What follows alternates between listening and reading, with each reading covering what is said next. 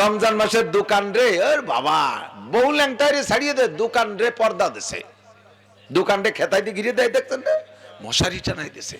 ওর দোকানের খুব লজ্জা হচ্ছে, বউরে আদা ল্যাংটা করে ছাড়িয়ে দিয়ে দোকান রে বোরকা ভরাইছে। তার মধ্যে কয় সুসুও বিড়ি খাও, বুঝতে সে তলে যাইয়ে তার মধ্যে চাট বিড়ি খায় দিনের বেলা। কার বয়তে খাও, কার বয়তে খেতা টানাইছো? মানুষে দেখবে সেই বয়তে। মানুষে দেখলি কি বা না দেখলি বা কি, যার দেখা দরকার সে কি খেতার ফাঁক দিয়ে দেখতে পারে কি পারে না? পারে কি পারে না? রমজান মাসের রোজাকে বাস্তবায়ন করো। সব রেস্টুরেন্ট দোকানপাট বন্ধ করে দাও। সমস্ত হাই স্কুল থেকে মেয়েদেরকে আলাদা করে দাও। মেয়েরা এক জায়গায় পড়বে, ছেলেরা আলাদা জায়গায় পড়বে, খাস পর্দা থাকবে। বিশ্ববিদ্যালয়ে মেয়ে পড়বে, মেয়েদের বিশ্ববিদ্যালয়ে এক জায়গা, ছেলেদেরটা আলাদা করে দাও। এমন করে গার্মেন্টস এর মধ্যে ভাগ করে দাও। পর্দা বাস্তবায়ন করো, আল্লাহর কোরআনী হুকুমত বাস্তবায়ন করো।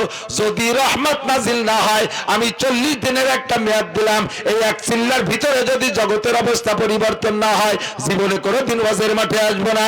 আমার আল্লাহ কালা ফাতাহনা আলাইহিম বারাকাতিম মিনাস সামাই ওয়াল আরদ, আসমান জমিন থেকে রহমত আর বরকতের দরজা খুলে দেব। সরকারের কাছে দাবি থাকলো, এদিক তাকান, এবার সরকার যদি এটা বাস্তবায়ন না করে সাংবিধানিক ভাবে, তাহলে কি আমরা নামাজ পড়বো না? কথা বলেন, পড়বো না? আমাদের এই ডক্টর ইউনূস সাহেব বড় সরকার না আল্লাহ? ফিরাউন বড় সরকার না আল্লাহ? নমরুদ বড় সরকার না আল্লাহ? কারুন হামান বলো না আল্লাহ? আরে দুনিয়ার রাজা বাদশা বলো না আল্লাহ? রাজা বাদশার দুলাইতে লাঠির ভয়তে নামাজ পড়বা, সেই ভয়তে রোজা রাখবা, আল্লাহর হুকুমে কেন রাখবা না? আল্লাহর হুকুমে কেন নামাজ পড়বা না? আল্লাহু আকবার। চলে আসো, আমার কোরআনে কারীম আল্লাহ পাক রব্বুল আলামিন শুধু নামাজের জন্য পাঠায় নাই, শুধু রোজার জন্য পাঠায় নাই, শুধু রমজান মাসে তিলাওয়াতের জন্য পাঠায় নাই। এ কোরআন আসছে মুসলিম জিন্দেগিকে সুন্দর করে গইরা দুনিয়ার থেকে জান্নাতি মানুষ হইয়া জান্নাতের একটা সার্টিফিকেট নিয়ে সময় মতো আখিরাতের দিকে রওনা দেওয়ার যোগ্যতা তৈরি করার জন্য আসছে কোরআনে কারীম। কতক্ষণ ঠিক না? ব্যক্তি জীবন গড়বা, পারিবারিক জীবন গড়বা কোরআন দেখে, সামাজিক জীবন গড়বা, অর্থনৈতিক জীবন গড়বা, রাজনৈতিক জীবন গড়বা, আন্তর্জাতিক জীবন গড়বা। 6টা জীবন কোরআন থেকে যদি গড়ে আসতে পারো, তাহলে তোমার জন্য দুনিয়াও শান্তি, আখিরাতেও শান্তি, শান্তির আর অভাব নাই। ঠিক কি ঠিক না? 8-9 মাস পরে যখন বাংলাদেশ স্বাধীন হয়ে গেল, সাথে সাথে ওই 2 বাপ বেটা আমার দাদার কাছে টুপি 2টি আগে জমা দিছে, যেটা এই যে নাও টুপি নাও। কি তোরা মুসলমান না? হ্যাঁ আমরা মুসলমান, আমরা মোমেন না, আমরা মুসলমান মোমেন না। গুলির ভয়তে আর শুট হয়ে যাওয়ার ভয়তে নামাজ পড়ছি, তোমার আল্লাহকে বিশ্বাস করে পড়ি নাই। সব জমা দিয়ে এটি ছিঁড়ে গেছে। আল্লাহু আকবার। তো বাহানা কুয়ারা বাদ দাও, নির্বাচনের সময় টুপি পরো, নির্বাচন চলে গেলে টুপিটা জমা দিয়ে থিয়ে যেই সেই কর্মকারের লোহা। কর্মকারের লোহার আওয়াজ শুনছেন না? গেছেন কামারের দোকানে? আমার বাড়ি সপ্তাহ আছে দাউকাছি কোনটা করিল, মাঝে মাঝে যাই। তো কর্মকারের লোহা পিটানোর শব্দরে আমি মিলেই যে কি কয়। তো একজন হলো ওই যে কাঁসাই দিয়ে 5 কেজি হ্যামার দিয়ে বাড়ি না দাঁড়াইয়ে, আর আসল কর্মকার ছোট্ট একটা বাড়ি দেয়। 2টে মিলে শব্দ কিরম হয়? যেই সেই, যেই সেই।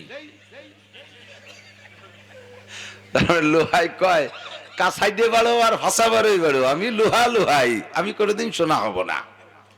যেই সেই। তাই বাড়ি অনু দেখি আমি চিন্তা করতাম যে দাঁড়ানুয়ালার বাড়িতে তো লম্বা হয়ে যায়, 5 কেজি দিয়ে মারে, ওর বাড়িতে লোহা লম্বা হয় বড়ে বালে।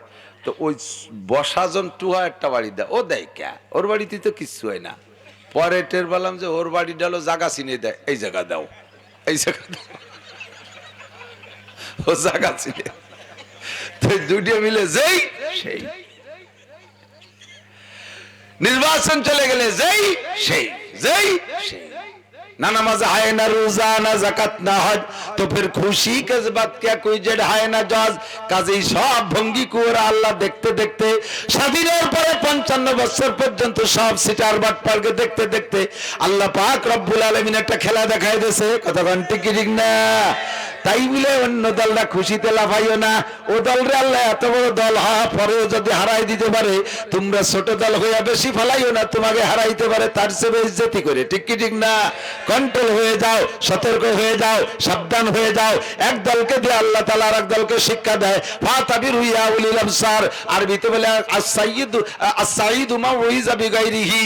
বুদ্ধিমান জ্ঞানী ওই ব্যক্তি যে আরেকজনকে দেখে শিক্ষা গ্রহণ করে, আরেকজনের বিপদ দেখে শিক্ষা গ্রহণ করে। কিন্তু আমরা তা করতেছি না, বিপদে ভেলাই দিয়ে তাদের উপর যে আরো অন্যায় আমরা বাড়াই যাচ্ছি। ছাড়া পাবা না কেউ, ধরা খাবা সাবধান, সতর্ক হয়ে যাও। বেশি বাড়াবাড়ি মোটে করা যাবে, কথা বলেন ঠিক কি ঠিক না? তাহলে দেশে কোরআনী সংবিধান হইলে নামাজ বাস্তবায়ন হতো, কোরআনী সংবিধান হইলে রোজা রাখাই লাগতো। রমজান মাসের দোকান রে, ওর বাবা বউ ল্যাংটারে ছাড়িয়ে দে, দোকান রে পর্দা দেশে, দোকান রে খেতাই দিয়ে ঘিরে দেয়, দেখতেন না? মশারি টানাই দেশে, ওর দোকানের খুব লজ্জা হচ্ছে। বউরে আদা ল্যাংটা করে ছাড়িয়ে দে, দোকান রে বোরকা ভরাইছে। তার মধ্যে কয় সুসুও বিড়ি খাইও, বুঝতে সে তলে যাইয়ে তার মধ্যে সার বিড়ি খায় দিনের বেলা। কার বয়তে খাও, কার বয়তে খেতা টানাইছো? মানুষে দেখবে সেই বয়তে। মানুষে দেখলি কি বা না দেখলি বা কি, যার দেখা দরকার সে কি খেতার ফাঁক দিয়ে দেখতে পারে কি পারে না? পারে কি পারে না? রমজান মাসের রোজাকে বাস্তবায়ন করো। সব রেস্টুরেন্ট দোকানপাট বন্ধ করে দাও। সমস্ত হাই স্কুল থেকে মেয়েদেরকে আলাদা করে দাও। মেয়েরা এক জায়গায় পড়বে, ছেলেরা আলাদা জায়গায় পড়বে, খাস পর্দা থাকবে। বিশ্ববিদ্যালয়ে মেয়ে পড়বে, মেয়েদের বিশ্ববিদ্যালয়ে এক জায়গা, ছেলেদেরটা আলাদা করে দাও। এমন করে গার্মেন্টস এর মধ্যে ভাগ করে দাও। পর্দা বাস্তবায়ন করো, আল্লাহর কোরআনী হুকুমত বাস্তবায়ন করো। যদি রহমত নাজিল না হয়, আমি 40 দিনের একটা মেয়াদ দিলাম, এই এক চিল্লার ভিতরে যদি জগতের অবস্থা পরিবর্তন না হয়, জীবনে কোনোদিন ওয়াজের মাঠে আসবো না।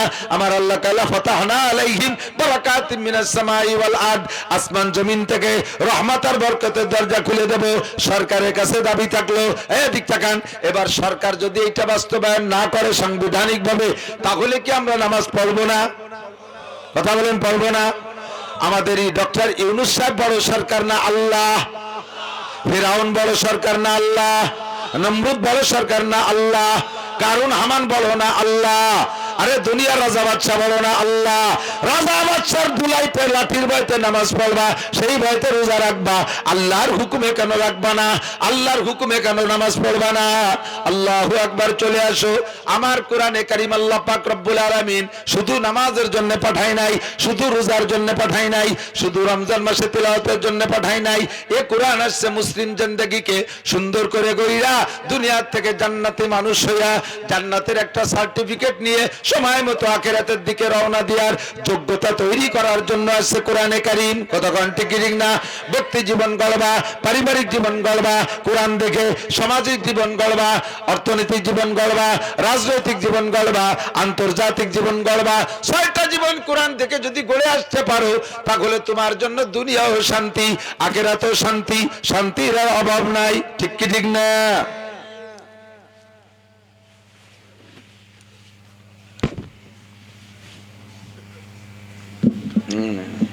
নীতি নেই এর মধ্যে, টার হয়েছে আড়াই গেলে আপনার দোষ হবে, নেবে আর একদম দোষ হবে আপনার।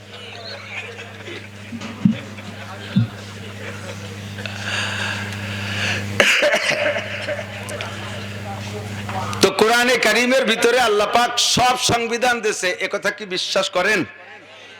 আমাদের দোয়া কবুল না হওয়ার যে কয়টা কারণ, এখন ফিলিস্তিনের জন্য দোয়া করেন না মাঝে মাঝে একটু? ফিলিস্তিনের মুসলমান বিজয় লাভ করুক, বলেন? বলবেন না? আরো জোরে। বাইতুল মুকাদ্দাস মুসলমানদের হাতে আসুক, এতে একমত? ইহুদিরা আজকে 1 বছরের বেশি নামাজ পড়তে দেয় না সে মসজিদে। মুসলমানদের প্রথম কাবা, প্রথম কিবলা।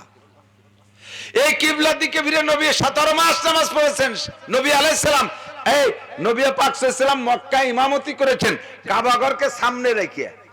কাবা ঘরে ভিতরে যাইয়ে না, ভিতরে একা একা নামাজ পড়ছেন, কিন্তু ইমামতি করতে কাবারে সামনে রেখে মুসল্লিকে পিছিয়ে রাখছে।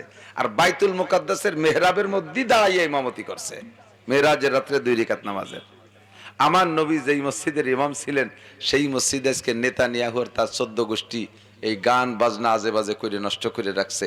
এটা কি সহ্য করা যায়? তো সেই বাইতুল মুকাদ্দাসকে স্বাধীন করার জন্য দোয়া করতেছি, কিন্তু হয় না। তো মুসলমান তো 2 লাখের উপরে মারা গেছে গাজায়। 50,000 বা যে কটা হিসাব দেয় ও কটা তো সাধারণ হিসাব, বিল্ডিংয়ের তলে পড়ে রয়েছে। আর ওই সংক্রান্ত বিভিন্ন রোগে আক্রান্ত হয়ে মারা গেছে। সবই তো যুদ্ধের মরা ধরে নিতে হবে, সবই শহীদ। তা তারা মারা যাচ্ছে, আমরা দোয়া করি, কবুল হয় না। এর কারণ কি? আল্লাহর এক বুজুর্গ বলেন, तुम कुरान पढ़ते हो लेकिन उस पर अमल नहीं करते हो, अल्लाह को मानते हो लेकिन उसका हक अदा नहीं करते हो। मुसलमान अल्लाह के मानो কিন্তু আল্লাহর হক আদায় করো না।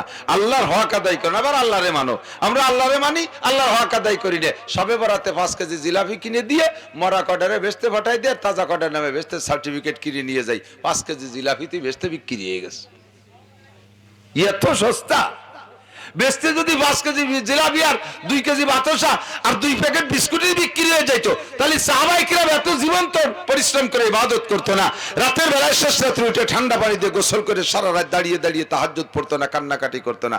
বেচতে অত 5 কেজি জিলাপি সারা বছর নামাজ নাই, রোজা নাই, একদিন সোসেনা মুইতে পানি নয় না, আকামের গুরু সুদ ঘুষ খাইয়ে পানি মেরে দিচ্ছে, দেশের আকাম সব করতেছে, গাজার দোকান করছে ব্যাটের মধ্যে সাড়ে শয়তান, আবার সবে বরাতে 2 কেজি জিলাপি কিনে দিয়ে বেচতে কিনে নিয়ে যায়।